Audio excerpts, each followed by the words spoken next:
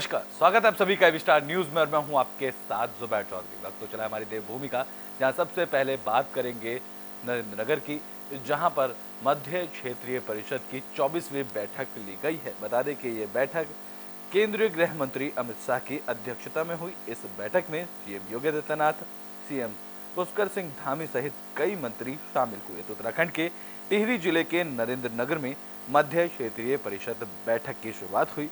केंद्रीय गृह मंत्री अमित शाह की अध्यक्षता में बैठक आयोजित की गई, जिसमें उत्तर प्रदेश के सीएम योगी आदित्यनाथ, उत्तराखंड के मुख्यमंत्री पुष्कर सिंह धामी शामिल हुए। वहीं मध्य प्रदेश के मुख्यमंत्री शिवराज सिंह चौहान और छत्तीसगढ़ के मुख्यमंत्री भूपेश बघेल ऑनलाइन माध्यम से जुड़े। बता दें कि मध्य क्षेत्रीय परिषद की ये 24वीं बैठक है, जहां बैठक में उत्तराखंड, उत्तर प्रदेश, मध्य प्रदेश, छत्तीसगढ़ के मुख्यमंत्री के अलावा इन चारों राज्यों के दो मंत्री और केंद्र और राज्य सरकार के अधिकारियों ने हिस्सा लिया। बैठक में उत्तराखंड की ओर से दून वैली इको जोन का नोटिफिकेशन रद्द करने और सीमांत क्षेत्र से पलायन और इसके निदान के एजेंडे को लेकर चर्चा की गई और कई अहम पहलुओं पर भी इस बैठक में चर्चा की गई।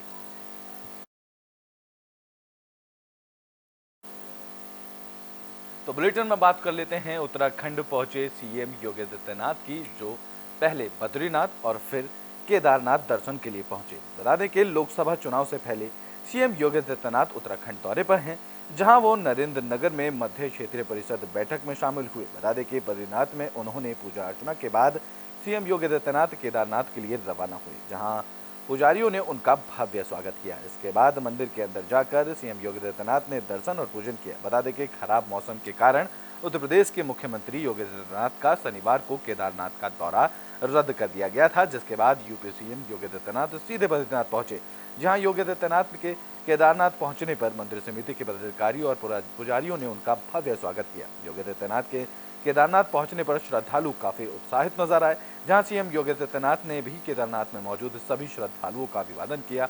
इसके बाद सीएम योगी आदित्यनाथ ने केदारनाथ मंदिर में पूजा अर्चना की।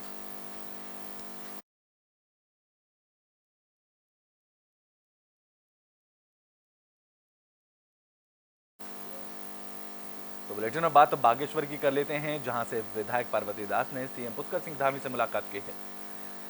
तो बागेश्वर में विधानसभा क्षेत्र की विभिन्न समस्याओं के समाधान के लिए विधायक पार्वती दास ने मुख्यमंत्री पुष्कर सिंह धामी से मुलाकात की, जहां वो मुख्यमंत्री पुष्कर सिंह धामी से मुलाकात करने के लिए बागेश्वर पहुंचे, जिसके लेकर विधायक पार्वती दास ने मीडिया से बातचीत करते हुए बताया है कि सीएम धामी ने बागेश्वर के विकास का संकल्प लिया है। बागेश्वर की प्रमुख मांग खेल स्टेडियम, 200 बेड वाला अस्पताल के निर्माण और नगर क्षेत्र में सीवर लाइन की समस्या से सीएम धामी को अवगत कराया गया है, जिसे लेकर जल्द ही जन समस्याओं पर अमल करने की बात सीएम धामी ने कही है।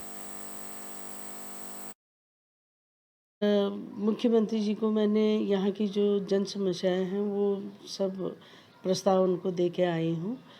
और मेन तो हमारे जो एक खेल स्टेडियम का था और एक 200 बेड का जो हॉस्पिटल है खोली में वो बनना है, और यहाँ की सिविल लाइन का और 1 रुपये का भी मैंने उनको प्रस्ताव दिया है।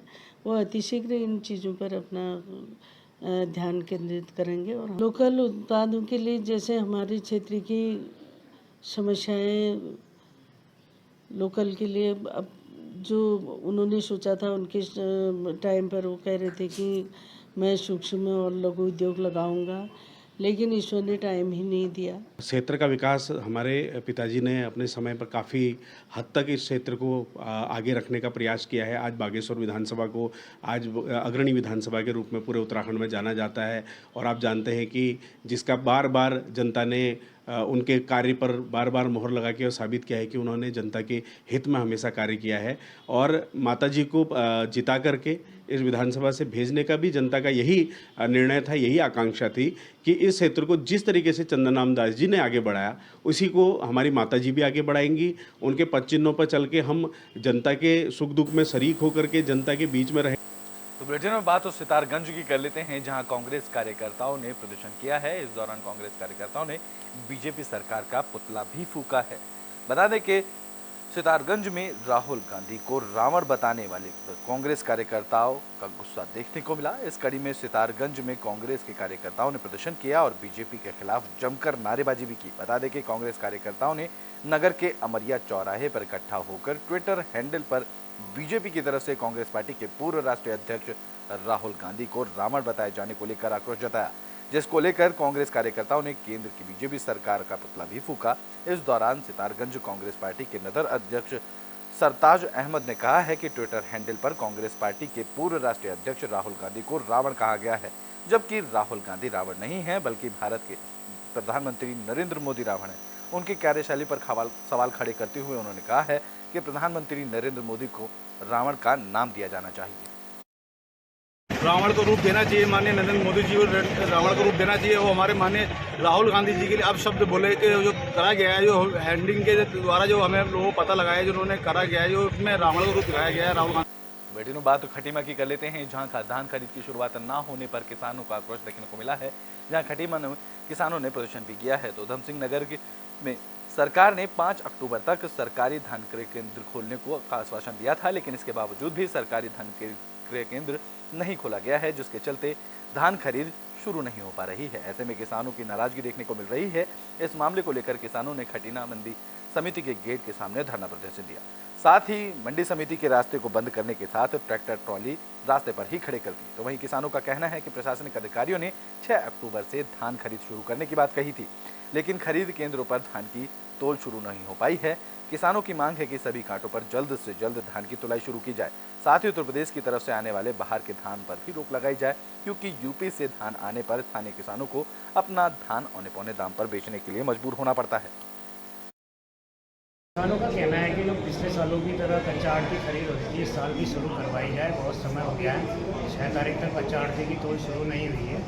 उनका धान नमी वाला है, क्रय केंद्रों पे तुल नहीं सकता, इसे कच्चा आड़ती के थ्रू तुलवाया जाए। लगभग 12-13 ट्राली आई थी, वो इन्होंने सेंटरों पर भेजी है और कल परसों की छुट्टी है। अब सोमवार को जो है किसान जो है भारी संख्या में हमने किसानों से अपील की है कि अपना धान कटवा कर मंडी में पहुँचें और शासन प्रशासन से हमारी यही गुजारिश होगी कि हमें धरने पर ना बैठना पड़े। बेटियों बात विकास नगर की कर लेते हैं, जहां परिवहन विभाग का एक्शन देखने को मिला है। बता दें कि परिवहन विभाग की तरफ से चेकिंग अभियान चलाया गया और इस दौरान लोगों के चालान काटे गए। तो विकास नगर क्षेत्र में परिवहन विभाग की तरफ से लगातार चेकिंग अभियान चलाया जा रहा है। इसी क्रम में परिवहन विभाग की तरफ से चेकिंग अभियान चलाया गया है, जिसमें 2 पहिया वाहन, 4 व्हीलर और ओवरलोडिंग पर चालान की कार्रवाई शुरू की गई। तो वहीं सचल दस्ता समय समय पर इस तरह की कार्रवाई करता रहता है। आपको बता दें कि बिना सीट बेल्ट कार चला रहे वाहन चालकों के विरुद्ध और बिना हेलमेट के 2 पहिया वाहन चालकों के विरुद्ध ये कार्रवाई समय पर की जाती है। इस दौरान परिवहन विभाग की तरफ से चेकिंग अभियान चलाया गया और नियमों का पालन न करने वालों पर को लेकर चालान भी काटा गया है।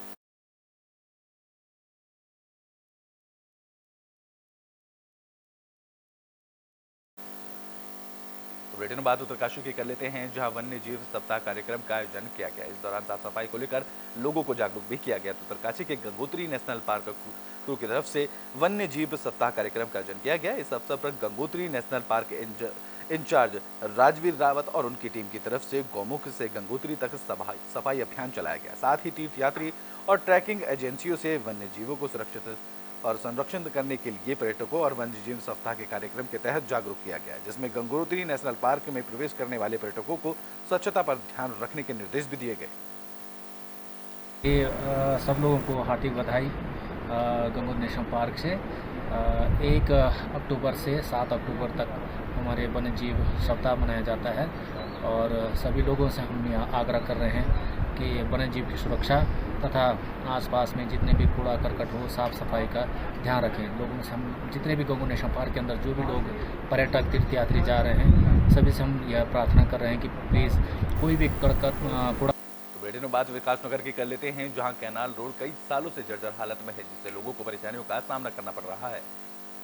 तो विकास नगर के कैनाल रोड की बदहाली क्षेत्रवासियों और मार्ग पर चलने वाले वाहन चालकों के लिए मुसीबत बन रही है। बता दें कि इस सड़क का निर्माण लगभग 16 साल पहले कांग्रेस की सरकार के समय हुआ था उस समय के बाद से अब तक इस सड़क की और किसी भी सरकार का ध्यान नहीं गया है, जिससे स्थानीय लोगों को परेशानियों का सामना करना पड़ रहा है। बता दें कि 2 साल से जर्जर हालत से पड़ी सड़क की स्थिति दिन प्रतिदिन खराब होती जा रही है। जीवनगढ़ से हरबटपुर तक बाईपास के रूप में इस्तेमाल होने वाली कैनाल रोड की हालत बदहाल हो गई है, जहाँ पहले से जर्जर कैनाल रोड के बरसात के दिनों में गड्ढों में तब्दील होने से आवागमन प्रभावित हो रहा है, जहां साथ ही सड़कों में जगह जगह बने गहरे गड्ढों से में जल भराव की समस्या से लोगों को परेशानियों से जूझना भी पड़ रहा है। अब देखना दिलचस्प होगा कि सरकार इस सड़क पर कब ध्यान देती है।